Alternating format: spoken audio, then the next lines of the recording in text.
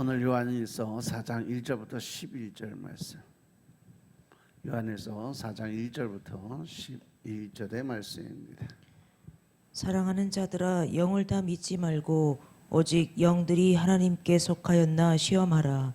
많은 거짓 선지자가 세상에 나왔음이니라. 하나님의 영은 이것으로 알지니 곧 예수 그리스도께서 육체로 오신 것을 시인하는 영마다 하나님께 속한 것이요 예수를 시인하지 아니하는 영마다 하나님께 속한 것이 아니니 이것이 곧 적그리스도의 영이니라. 오리라 한 말을 너희가 들었거니와 이제 벌써 세상에 있느니라. 자녀들아, 너희는 하나님께 속하였고 또 저희를 이기었나니 이는 너희 안에 계신 이가 세상에 있는 이보다 크심이라. 저희는 세상에 속한 고로 세상에 속한 말을 하매 세상이 저희 말을 듣느니라. 우리는 하나님께 속하였으니 하나님을 아는 자는 우리의 말을 듣고 하나님께 속하지 아니한 자는 우리의 말을 듣지 아니하나니 진리의 영과 미혹의 영을 이로써 아느니라. 사랑하는 자들아, 우리가 서로 사랑하자. 사랑은 하나님께 속한 것이니 사랑하는 자마다 하나님께로 나서 하나님을 알고 사랑하지 아니하는 자는 하나님을 알지 못하나니 이는 하나님은 사랑이심이라. 하나님의 사랑이 우리에게 이렇게 나타난 바 되었으니 하나님이 자기의 독생자를 세상에 보내심은 저로 말미암아 우리를 살리려 하심이니라. 사랑은 여기 있으니 우리가 하나님을 사랑한 것이 아니요 오직 하나님이 우리를 사랑하사 우리 죄를 위하여 화목제로 그 아들을 보내셨음이니라. 사랑하는 자들아, 하나님이 이와 같이 우리를 사랑하셨은즉 우리도 서로 사랑하는 것이 마땅하도다. 아멘. 1절부터 11절의 말씀을 보면 하나님의 사랑에 대한 응답을 설명을 하고 있어요. 1절에 우리는 영들을 다 믿지 말아야 된다라고 말씀하세요. 왜냐하면 영은 사상을 가지고 있어요. 그것은 말과 교훈으로 나타나게 되어 있어요. 따라서 우리는 사람의 사상과 가르침들을 다 믿지 말고 그것이 하나님께로부터 왔는지 시험을 해보라고 말씀하십니다. 그리고 우리는 어떠한 사상이 하나님께로부터 나온 건지 분별해야 하기 때문에 그 말씀을 더 중심적으로 살아가고 또 말씀을 더 많이 읽으면서 하나님 성령님이 깨우쳐주는 그 믿음 안으로 들어가야 돼요. 왜냐하면 이 땅에 많은 거짓의 영들이 세상에 이미 나와 있다라고 말씀하셨기 때문에 그렇습니다. 우리가 아무 사상이나 따라간다면 우리는 사단에게 속아 넘어가는 자가 될 수밖에 없다는 거죠. 그리고 이제 2절 3절의 말씀은 하나님의 영은 이것으로 한다. 곧 예수 그리스도가 육체로 오신 것을 시인하는 영과 즉 예수님을 믿는 자들을 예수님을 믿는 그 사람들이 다 하나님에 속한 것이고 예수님을 시인하지 믿지 않는 사람들은 하나님에 속한 것이 아니다. 이것이 바로 적그리스도의 영이다라고 설명을 합니다. 영을 분별하는 기준은 바로 예수 그리스도께서 육체로 오셨다는 사실을 이 땅에 예수님이 오신 게 바로 그분이 하나님이라는 것을 믿고 고백하는 자들이 바로 영분별의 가장 기준이다. 그래서 예수님께로 육체로 오신 것이라는 말은 영원하신 하나님의 아들께서 사람이 되신 일, 즉 성육신한 것을 말하는 거예요. 요한복음 1장 1절에 보면 태초에 말씀이 있었고 이 말씀이 하나님과 함께 계셨으니 그 말씀이 곧 하나님이라고 하셨고 14절에 보면 말씀이 육신이 돼서 우리 가운데 거하시며 우리가 그 영광을 보니 아버지 독생자의 영광이요 은혜와 진리가 충만하다라고 그랬어요. 따라서 예수님께서는요 하나님이신 동시에 사람이신 아주 독특한 인격을 가지신 분이다. 예수 그리스도의 성육신을 고백하는 영은 하나님께로 난 영이지만 예수 그리스도의 성육신을 고백하지 않는 영은 하나님께로 나오지 않은 것이고 그것이 바로 적그리스도의 영이라고 설명을 해요. 성육신의 교리를 보면 기독교의 중심이고 기독교 교리의 중심의 교리 중에 하나고 단지 그 교리뿐 아니라 성경의 근본 교리를 부정하는 것은 하나님께로 난 영이 아니고 예수 그리스도를 대적하는 적그리스도의 영이고 거짓된 영이다. 왜냐하면 하나님께서 그 근본 교리를 다 이미 주셨고 그 율법대로 살라고 명령하셨기 때문에 그래요. 그런데 적그리스도의 영을 가진 사람들은요, 하나님의 예언하신 대로 사도 요한 당시에 벌써 세상에 왔다 그래서 이미 말세가 여기서부터 시작이 되었다는 거죠. 마태복음 24장 4절부터 5절 말씀 보면 너희가 사람의 미혹을 받지 않도록 주의하라 그러고 많은 사람이 내 이름으로 와서 나는 그리스도라고 하면 많은 사람을 미혹한다 하고 10절부터 12절에 보면 많은 사람들이 시험에 빠져 서로 잡아주고 서로 미워하고 거짓 선지자가 많이 일어나서 많은 사람들을 미혹해 하겠으며 또 불법이 성함으로 많은 사람의 사랑이 식어진다고 하였어요. 그래서 이제 23절부터 24절의 말씀을 보면 그때 사람이 너희에게 말하되 보라 그리스도가 여기 있다 혹 저기 있다 해도 절대 믿지 말아라. 거짓 그리스도인들과 거짓 선지자들이 일어나서 큰 표적과 기사를 보여 할 수만 있으면 택하신 자들도 미혹해 하리라라고 말씀하셨어요. 마지막 때가 되면 마귀 사단 귀신 들린 사람들도 능력을 행하는 모습을 보게 될 거다. 그래서 그 사람들이 그 많은 사람들을 유혹하고 미혹해서 결국은 지옥으로 끌고 가게 될 건데 너희들은 이것을 조심하라고 말씀하셨어요. 이렇게 세상의 말세에는 많은 유혹과 미혹의 영이 혼란을 주게 될 거다. 그러니까 정신을 바짝 차리지 않으면 안 된다라고 말씀하신 거죠. 그리고 4절에 보면 자녀들아 너희는 하나님께 속하였다. 그래서 하나님께로 났다는 거죠. 또 저희를 이기는 이는 너희 안에 계시니가 세상에 있는 이보다 크심이니라. 하나님께로 났다는 말은 중생했다. 또 새로운 피조물로 다시 재창조됐다는 그런 뜻이에요. 또 중생한 사람들은요 거짓 목사들에게 미혹되지 않았고 그들을 배격하고 이겼다는 거죠. 왜냐하면 성도들 안에 계시니 즉 성령님께서 세상에 있는 그러한 어떠한 신보다 더 크기 때문이다라고 말씀하시죠. 그래서 사도 바울은 고린도 교회들에게 고린도후서 11장 13절부터 15절의 말씀에서 다른 예수와 다른 복음을 전하는 자들은 다 거짓 사도고 거짓의 광명한 천사라고 말을 해요. 저런 사람은 거짓 사도고 게으르의 역군이 자기들 그리스도의 사도로 가장하는 자들이라. 이것이 이상한 일이 아니라 사단도 자기를 광명의 천사로 가장하나니 그러므로 사단의 일꾼들도 자기의 의의 일꾼으로 가장하는 것이 또한 큰 일이 아니라 저희의 결국은 그 행위대로 되리라. 또 그는 갈라디아서 1장 6절부터 10절에서 갈라디아 교인들에게는요 우리나 혹 하늘로부터 천사라도 우리가 너희에게 전한 복음 외에 다른 복음을 전하면 뭐를 받는다? 저주를 받을지어다 라고 그랬어요. 그리스도의 은혜로 너희를 부르신 이를 이같이 속히 떠나 다른 복음을 쫓는 것을 내가 이상히 여긴다.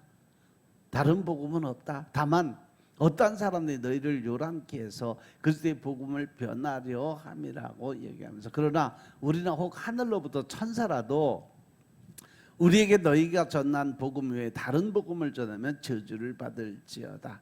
우리가 전에 말했건 내가 지금 다시 말하노니 만일 누구든지 너희의 받은 것 외에 다른 복음을 전하면 저주를 받을지어다. 즉 말씀을 변질시키고 또 바꾸고 또 자기가 생각한 지식으로 이렇게 선포하는 것 자체가 하나님의 저주를 받을 거라고 연속적으로 설명을 해요.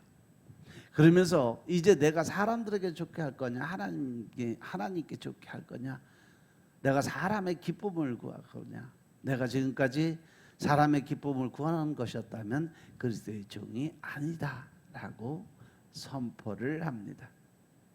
오늘 하나님께로 나지 않은 적그리스도의 영적 이단들이 많이 있어요.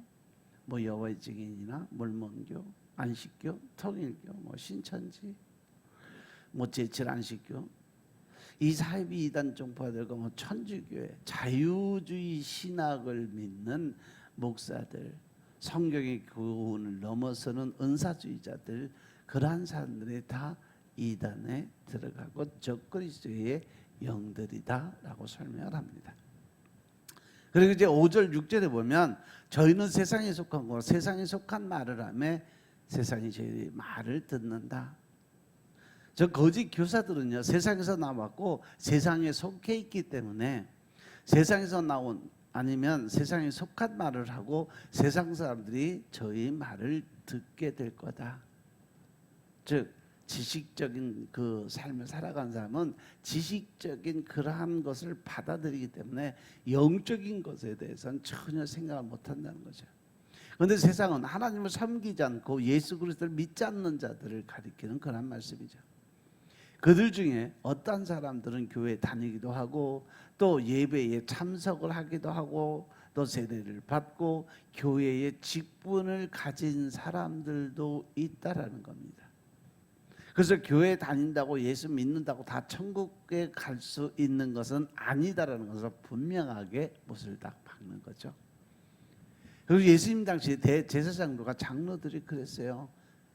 바로 예수님을 십자가에 못 박은 자들이 바로 그 유대교회 그 제사장들이고 또 장로들이 그랬어요. 그러나 그들은 하나님께로 나지 않았고 하나님께 속하지 않았으므로 바른 교훈, 역사적 기독교를 듣지 않고 좋아하지 않아요. 예수님께서는요, 하나님께서 심지 않으신 자들은 그의 교훈에 걸려 넘어질 것이라고 말씀하셨어요. 마태복음 15장 13절 14절의 말씀 보면 예수님께서 말씀하십니다. 심은 것마다 내 천부께서 심으시지 않은 것은 뽑힐 것이니 그냥 두어라. 저희는 소경이 되어 소경을 인도하는 자로다. 만일 소경이 소경을 인도하면 둘이 다 구덩이에 빠진다라고 말씀하셨어요. 그들은 하나님께서 택하지 않으셨고 그들의 죄 가운데 그냥 버려두신 자들이다. 그런데 우리 곧 주의 사도들 하나님의 참된 종들은 하나님께로서 난 자들이에요. 즉 중생한 자들이고 하나님의 나라에 속한 자들이래요. 따라서 하나님을 아는 자들은 우리의 말 곧 바른 말 역사적 기독교 교리를 듣게 되는 거죠. 이로써 진리의 영과 미혹의 영은 구별이 되는 거죠. 진리의 영은 주님께서 사도들을 통해서 주신 복음, 진리의 말씀 곧 전통적 정통 교리를 듣고 믿고 인정하고 고백하는 그러한 신앙이지만 미혹의 영은 우리의 바른 말과 바른 교리를 듣지 않고 인정하지 않고 또 고백하지 않는 그러한 신앙을 가진 사람들을 말해요. 그래서 이제 7절 8절의 말씀을 보면 사랑하는 자들아 우리가 서로 사랑하자. 사랑은 하나님께 속한 거니까 즉 하나님께로 나온 것이니까 사랑하는 자마다 하나님께로 나서 하나님을 알고 사랑하지 아니하는 자는 하나님을 알지 못하나니 이는 하나님은 사랑이심이니라. 사도 요한은 우리가 서로 사랑해야 함을 계속적으로 강조를 해요. 왜냐하면 참된 사랑은 진짜 하나님께로부터 나온 것이기 때문에 그렇습니다. 그가 말하는 사랑이에요. 사랑은 육신적 사랑이 아니고 거룩한 사랑을 가리키고 있다는 거죠. 미움과 싸움, 증오, 혈기, 분노 이 모든 것들은 마귀에게서 나온 그러한 성질이에요. 거룩한 사랑으로 형제를 사랑하는 자마다 하나님께로 나서 하나님을 알지만 거룩한 사랑으로 형제를 사랑하지 않는 자는 하나님을 알지 못합니다. 왜냐하면 하나님께서는 사랑이시기 때문에 그렇습니다. 그래서 우리가 하나님을 사랑하는 그 마음을 가지고 형제를 사랑한다는 것이 바로 중생 즉 바뀌어진 새로운 피조물로 나타나는 표시가 될 수 있다라고 말씀드렸어요.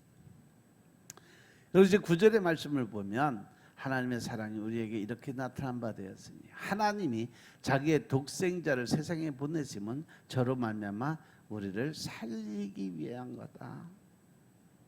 하나님의 사랑은 하나님께서 자기 독생자를 세상에 보내신 일에서 밝히 나타났습니다. 하나님께서는 독생자가 계시다라고 요한복음 1장 18절에 보면 본래 하나님을 본 사람이 없으되 아버지 품속에 있는 독생하신 하나님이 나타내셨느니라라고 설명을 해요. 하나님 아버지 품속에 있는 독생하신 하나님. 하나님 아버지와 하나님의 아들의 관계는 우리가 따지는 이 시간의 세계 속에 속하지 않는다는 거죠. 그것은 영원적 관계예요. 하나님께서는 그 독생자를 세상에 보내주셨어요. 세상에 보내셨다는 말씀은 사람의 본질을 취해서 사람으로 보내셨다는 그런 의미. 즉 성육신의 의미일 뿐 아니라 또한 속죄 제물로 내어주셨다는 그런 의미죠.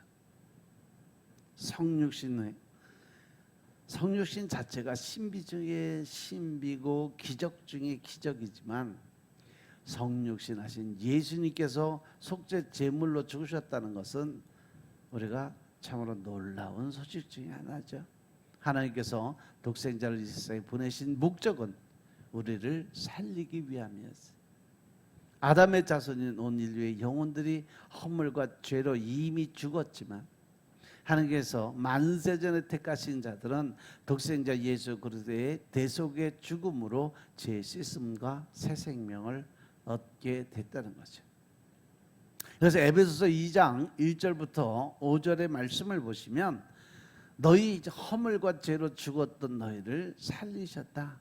그때 너희가 그 가운데서 행하여 이 세상 풍속을 쫓고 공중의 권세 잡은 자들을 따라다녔지만 곧 지금 불순종의 아들 가운데서 역사하는 영.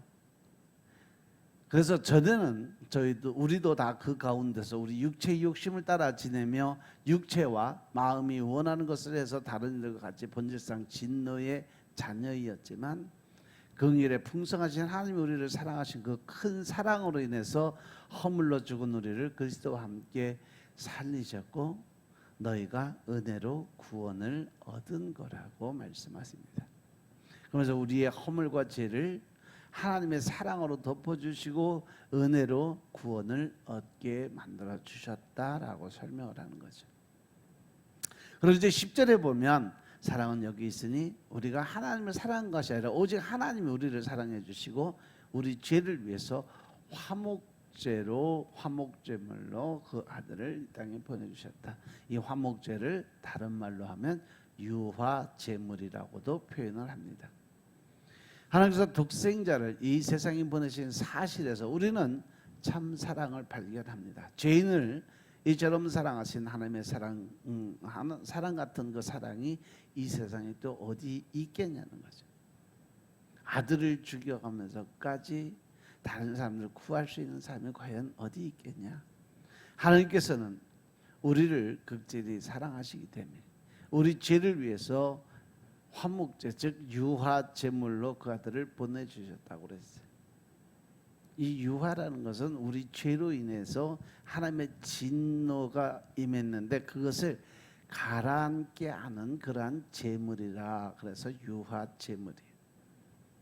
성경의 속죄 개념에는 유화라는 개념이 있습니다. 따라서 유화 제물이 없이 죄인은 결코 하나님의 진노를 피할 수가 없었다는 거죠. 그래서 11절에 보면 하나님이 이같이 우리를 사랑하셨은즉 우리도 서로 사랑하는 것이 마땅하다. 예수님께서 최후의 만찬을 하시다가 중간에 제자들 발을 씻겨 주시면서 하신 말씀이 바로 그거죠. 내가 이렇게 하시니 너희도 이렇게 하는 것이 마땅하다라는 말씀을 주셨는데 그 말씀과 같은 의미가 들어있어요. 하나님께서는 우리 같은 죄인들을 이같이 사랑하셨기 때문에 우리도 서로를 용서하고 사랑하고 이해하는 것이 당연하고 마땅하다는 거예요. 우리의 많은 죄들과 우리의 뿌리 깊은 죄악성은 지옥 형벌을 받기에 합당했어요. 그런데 하나님께서 우리를 사랑해 주셨고 1만 달란트 빚진 것 같은 우리의 큰 죄를 용서해 주셨고 우리를 구원해 주셨다고 마태복음 18장 23절부터 35절에서 말씀하셨어요. 우리가 이렇게 하나님께서 주신 큰 구원을 받았으므로 우리도 우리의 형제들과 이웃들의 부족과 실수를 불쌍하게 여길 줄 알고 용서하고 이해하고 사랑할 수 있는 마음을 가져야 된다는 거죠. 그러면 요한일서 4장 1절부터 11절의 말씀의 교훈은 뭘까? 제일 첫 번째, 우리는 영을 다 믿지 말고 그 영이 하나님께로부터 왔는지 시험하고 분별해야 된다. 왜냐하면 거짓 영들이 세상에 이미 왔기 때문에 그렇다고 그랬어요. 영을 분별하는 기준은 바로 올바른 말씀 안에서 영분별의 은사가 임하게 된다. 특히 성육신의 교리는 매우 기본적인 교리예요. 예수님이 인간의 몸을 입고 하나님의 그 모습으로 이 땅에 오셨다는 것이 바로 성육신의 모습이에요. 이러한 기준에서 볼 때 오늘날 자유주의 신학은요 명백히 이단이다. 또 바른 교리에서 볼 때 교회 연합운동이나 타협적 복음주의나 은사주의, 이 말씀대로 가는 그러한 은사를 능력을 나타내는 것이 아니라 자기의 의의를 자기의 어떤 이익을 위해서 살아가는 그러한 은사주의도 있어요. 그것이 잘못된 거라는 거죠.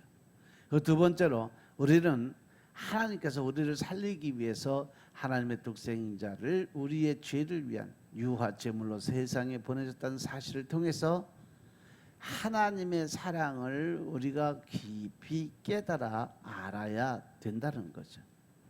유화 제물은 우리의 죄로 인한 하나님의 진노를 가라앉힌다, 그러한 의미라 그랬어요. 여기에서 하나님의 사랑이 있죠. 하나님이 이 지극히 높고 깊고 넓은 사랑을 우린 조금이라도 깨닫고 그 말씀에 순종하고 복종하는 삶을 반드시 살아야 된다는 거죠. 마지막 셋째로 하나님께서 벌레 같은 우리를 위해서 자기 독생자를 주시기까지 우리를 사랑하셨기 때문에 우리는 이제 형제 자매들의 부족을 덮어주고 서로 이해하고 용서하고 사랑하는 것이 마땅하다는 거죠. 왜? 예수님이 그렇게 사셨으니까 우리도 그렇게 사는 것이 마땅하다는 거죠. 죄로 인해서 죽었던 우리가 이 놀라운 하나님의 사랑을 받았기 때문에 우리는 형제를 사랑하고 이해하고 용서하고 서로 사랑하는 마음을 갖고 살아야 된다라는 겁니다.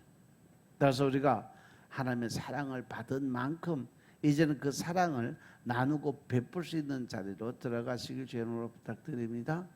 오늘 하루도 아버지 하나님의 사랑을 우리가 몸소 체험하고 깨닫고 또 그 안에서 하나님의 은혜 가운데 임하게 돼서 이제 그 사랑을 많은 사람들에게 나누고 베풀 수 있는 자들의 삶을 살길 주 이름으로 축원합니다. 아멘. 기도드리겠습니다. 아버지 하나님 감사드립니다. 오늘도 아버지 은혜 가운데서 우리가 살아갈 수 있는 하나님의 은혜 가운데 들어갈 수 있는 삶을 살게 하시니 감사합니다. 늘 신령과 진정의 마음으로 하나님 나라의 큰 일꾼이 될 수 있도록 축복하시고 주님의 크신 영적인 능력 안에 삶의 큰 하나님의 권세자들이 될 수 있도록 주여 축복하옵소서. 오직 성령의 임재를 통한 기쁨으로 감사함으로 즐거움으로 우리가 살아갈 수 있도록 역사하옵소서. 모든 말씀 우리 주 예수 그리스도 이름으로 감사드리며 기도드렸사옵나이다. 아멘.